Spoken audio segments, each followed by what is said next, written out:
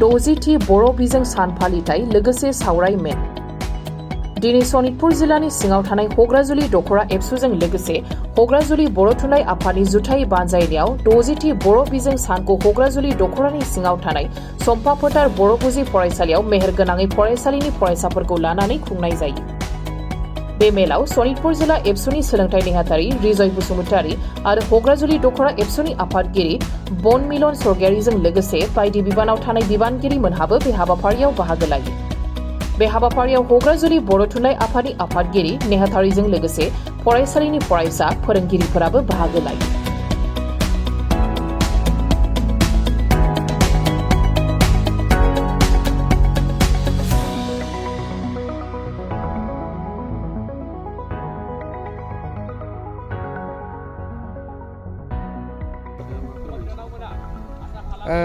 खुलुमनाय थाबाय गासैनिसिमबो लोगोसे मिडियानि फंबाय नोंथांमोननिसिम आरो गासैनिसिमबो आं खुलुमनाय सिबिनायखौ बावहरग्रोनाय थाबाय।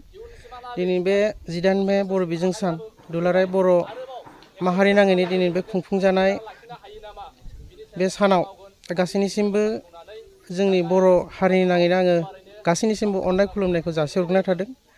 आङो दिनै हग्राजुलि गुदि थुनलाइ आफादनि आफादगिरि जानानै बेखौनो फोरमायनो सानो दिनैनि बे हाबाफारियाव जोङो सम्पा फोथार गुदि फरायसालियाव दिनैनि बे मोनसे सुंद'यैब्लाबो एसे मेहेरगोनाङै हाबाफारिखौ लानाय जादों।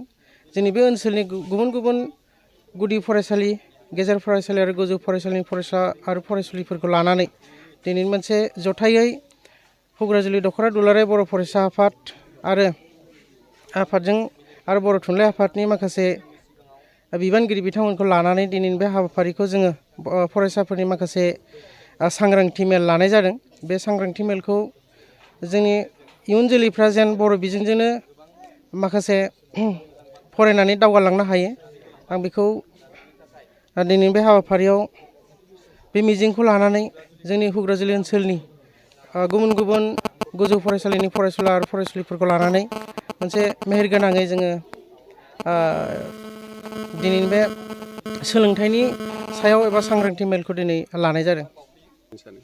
दा दिनैनि बे 18 मे एबा बर' बिजों सानखौ लानानै जोंनि ओनसोलनिफ्राय जाखिनि गुबुन गुबुन फरायसालिफ्राव फरायनानै दं फरायसुला फरायसुलि बिथांमोना थाखो जियाव फैगौ समाव जेन आनजादाव जेन मोजाङै जोंनि बर' बिजोंजोंनो फरायनानै जेन मोजां डिभिजन लानानै बा लेटार स्टेन्ड लानानै जोंनि फरायसा फरायसुलिफ्रा जेन उथ्रिसार जानो। बर' बिजों साननि गेजेरजों नोंथाङा मा फोरमायनो सानो?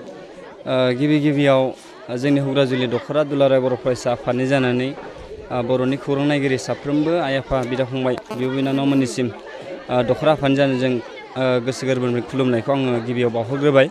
दा बेयाव जोङो नैबे सम्पा फोथार बर' गुदि फरायसालिनि नैबे नब्लङावहाय दिनै 18 मे बर' बिजों सान बेखौ जोङो हग्राजुलि गुदि बर' थुनलाइ आफाद आरो लोगोसे जोंनि हग्राजुलि दखरा दुलाराय बर' फरायसा आफाद बेखौ जयेनलि जोङो बे हाबाफारिखौ लानाय जादों।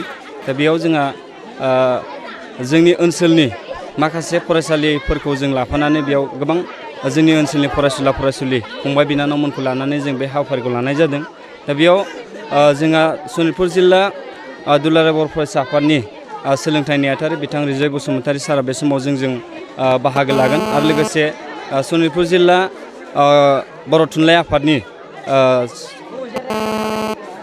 लाइसि सुजुगिरि गाहाय सुजुगिरि बिथां लिरदों बर' साराबो जोंजों बे समाव बाहागो लागोन।